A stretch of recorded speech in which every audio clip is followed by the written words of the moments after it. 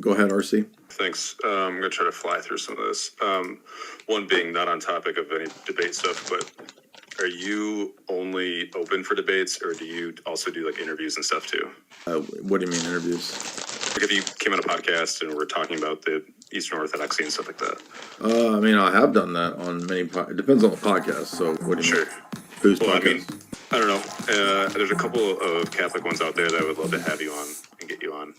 Catholic ones? so- Why would a Catholic want me on their podcast? Dude, I think you have a lot of good stuff to say. I disagree with it, obviously, but I think there's a lot of questions out there. I've watched. I have a lot of good stuff to say. I disagree with it. How is it good if you disagree with it? I don't understand. You can't have good arguments and disagree with it. Everything has to be shit. What podcast? I don't have a specific one in mind right now, but I was just curious if you were ever be open to it. I mean, I've gone on some Catholic podcasts. And mainly for the purpose of I've watched, 100+ hours probably of your stuff, and it'd be nice to have a lot of the Eastern Orthodox v. Catholic v. Protestant stuff really like concise and in one.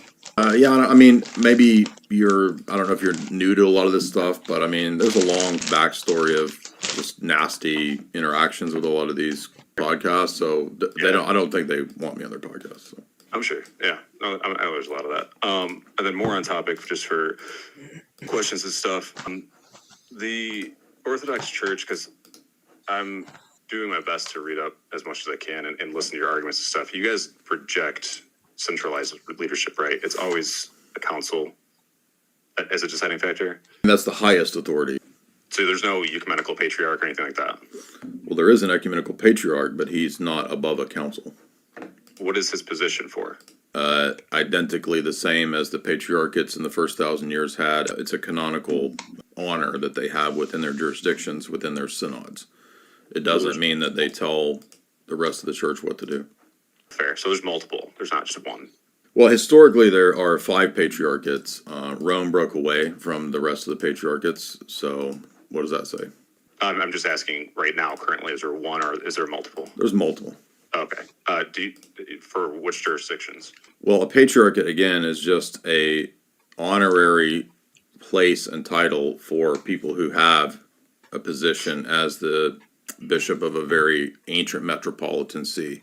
So you have the Patriarchate of Moscow, you have the Patriarch of Jerusalem, you have the Patriarch of Constantinople, Patriarch of Alexandria, Patriarch of Antioch, right? So these are the main ancient patriarchal seats. Of course, Russia is not ancient, but in the Orthodox view, there can be, through conciliar gift, you could say, or honor, autocephalous churches. So the Council of Ephesus created the autocephalous Church of Cyprus.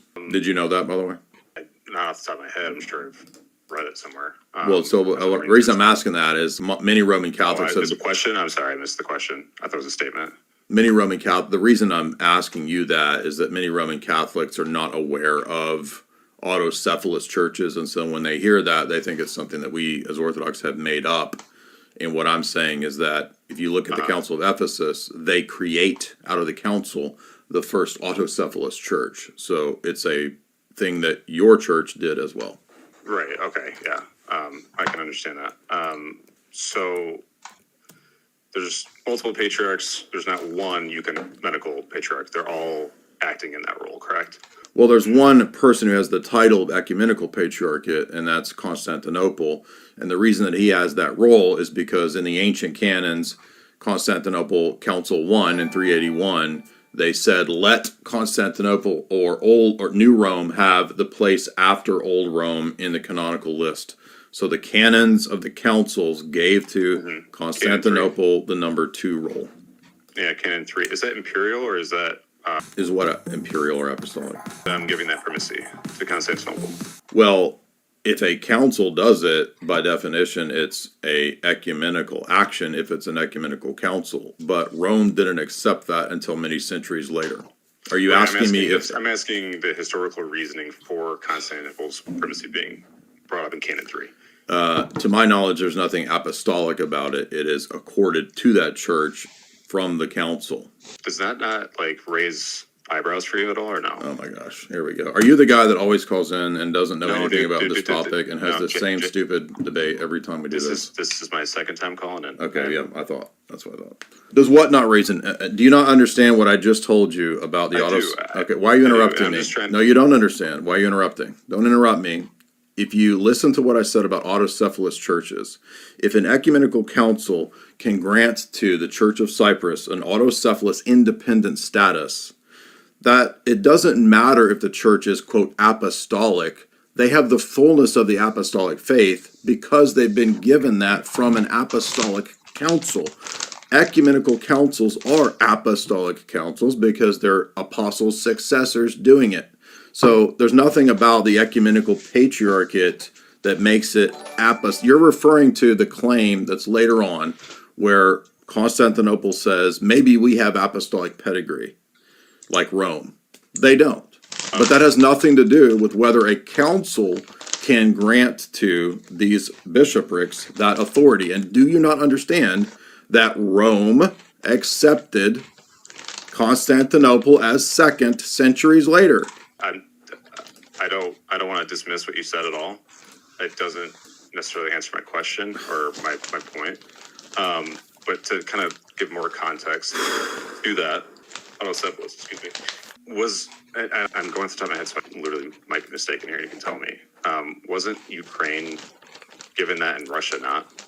Or was it vice versa or something? Ukraine is not an autocephalous church. Ukraine was under the Russian church because Ukraine is an ancient Russian area. Okay. Yeah, so again, I don't want to dismiss your point, and I just think it subverts what I'm actually stating. I don't understand your point, man. I'm trying to be patient with you because I don't want to argue it. Fair. Okay, so explain to me what you're trying to say because I have no idea what you're saying. I guess I'm looking for clarification on why. So, like, Rome has clear authority for being, throughout history. I think we both agree. Okay, that again, you're misunderstanding right away. So, Rome being apostolic has nothing to do with whether or not other churches are also apostolic. Antioch apostolic. Jerusalem is apostolic. You understand? Yep. Alexandria is apostolic. Yep. That's I get that. Let me finish. In our view, that in the history of the churches and the councils and the fathers, those churches are honored because of their lineage and because of their ancient history. It does not detract from any other church later established, like, say, the Moscow Patriarchate. It doesn't mean they're less apostolic because they're not an ancient apostolic church. It's just an honor. That's it. There's nothing about those churches that makes them more Christian, more holy, more powerful than the others because, as Ignatius says, the fullness of the church is where the bishop and the sacraments are. Agreed. Well, you don't agree with that because you don't believe that. No, because you always argue that you were arguing that. Always argue. Come on, man! Don't play these games. What's your point, man? Dude. You've called in with these same arguments. Come on. This is my second time being okay. on The here. second time. Yes. Why is that so hard? So help me understand your argument. I don't get what you're arguing. I'm not even making an argument. I'm literally looking for clarification, which you've partially given, but you've also ranted past where I'm trying to go. Because I don't think you understand these topics. Maybe you need to be ranted at because you don't know what these topics are about. Brother, I do. You do. I don't think you do. You didn't know what an autocephalous church was. You don't know. So how do you know these topics if you don't know what an autocephalous church is? Dude, I didn't know off the top of my head. It's freaking 9:00. Put my kid to bed. What do you want from me? I'm coming on to your show trying to ask a question, and you're deterring. No, you're not. You're acting like you know these. You don't know the subject matter. About 5 minutes ago, you said, "Well, Rome does this." It's like I don't care what Rome does right now. I'm asking you a question. Are you Roman Catholic? Yeah. Then you do care what Rome does. What are you talking about? Not pertaining to the conversation. I'm asking you a question about the imperial decrees. Stop being passive aggressive. Just make your argument. Okay. So again, it's not really an argument. It's more of just I'm curious. Make your point. Why was it based on an imperial decree? And rather than apostolic authority, like Rome had, oh my gosh. Then later, I understand you explained that part. I'm trying to finish.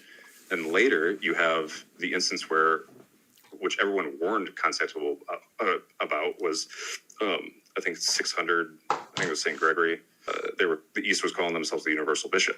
So how does this stuff not continue to lead to those issues where now you have a ecumenical patriarch, which is apparently just an honorary title, has no actual meaning. Are you saying that that's what I said? I said it's an honorary title where he has canonical privileges in his jurisdiction. I didn't say it had no. Sorry, go ahead. I didn't say it had no meaning. Don't put words in my mouth. No, I said that. I'm not saying you said Okay, that. I'm saying fair enough. Has he ever exercised any primacy authority over the church? So, for example, you guys can't agree on if someone should be rebaptized, right? So, Don't play these fucking games, dude. You're starting to piss me off. That's not true that we don't agree with that, because some people have disagreements online. You're assuming that we can't figure this out or agree with it. It's because of principle. Stop interrupting me or we're never going to talk again. Good. It's because of the principle of the interpretation at a local level that's allowed. And so there's not a one size fits all rule. You don't even know that your own canons of your church in the Sixth Council, for example, specify that certain people have to be rebaptized even if they were baptized in a Trinitarian formula. For example, the Paulicians or the Eunomians, because it was a Unitarian baptism, even though it said the right words. So there's canonical reasons why we do that. It's not an issue of we can't figure it out. It's left to the local bishops to decide that, and that's how the church did it in the first 1,000 years, man. And by the way, I'm perfectly fine accepting stuff like remarks like that. I'm not stating outright, hey, you guys do this. If you want to correct me on that stuff, that's great. I've had multiple Orthodox priests tell me different things. That's why well, guess what? Guess how many Roman Catholic priests are going to tell me different things? So what does that prove? That's fair. I think that's fair. I'm just telling you, I can say that based off the experience I've had with the Orthodox people that I've spoken to. So I don't want to take up too much more time, but one more question I would have then, if you have schisms, these ethnic-based schisms, right? So you mean like in the Roman Catholic Church in Antioch, where there's 3 patriarchs of Antioch? That ethnocentric. So does that ever happen in Roman Catholic churches like Croatia, where they're ethnocentric? Do you mean liturgically? You said ethnocentric. Liturgically is linguistic. So, well, I guess I'm trying to understand what you're. If I go to Poland, is it ethnocentrically Catholic or what? It's Catholic. Oh, but it's not ethnocentrically Catholic. Well, if I go down the road to my Catholic, this is again getting off the topic of my question. No, it's that you load your questions with these passive aggressive jabs, and then you act like a victim when I call it out. Aggressive. No, come on, dude. No, I know my heart, dude. It's not passive aggressive. I promise you. I literally am just trying to engage these things that are here in front of me. Yeah, literally. Yeah, I bet. Why do you have such a poor attitude? Because it's inauthentic, dude. I've done this for 20 years. I can spot the passive aggressive bullshit, I would do this face to face with you any day. I actually think we would be good buddies, but that's another time, I guess.